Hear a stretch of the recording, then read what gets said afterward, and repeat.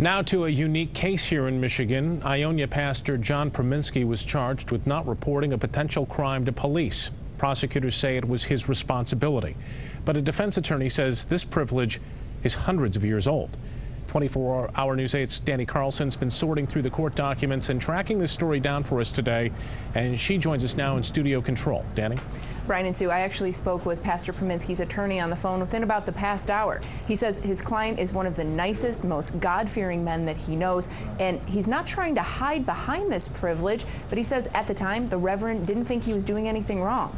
John Prominski is the pastor at Resurrection Life Church in Ionia. Court documents say that a woman spoke to Prominski back in 2009 asking for advice because she thought her husband may be abusing her teen daughters.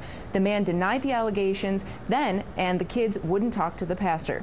2 years later, the woman came back to Prominski saying her daughter had woken up screaming with her stepfather in her bedroom. This time, Prominski told the woman to report it to police.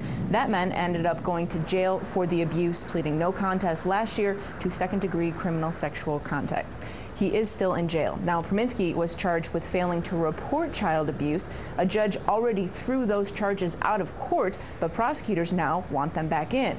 Court documents say in part that Reverend Prominski was not prevented from reporting the abuse perpetrated because the victim's mother was not disclosing her own flawed actions or thoughts, but rather she was telling Reverend Prominski about the sins committed by her husband against her children.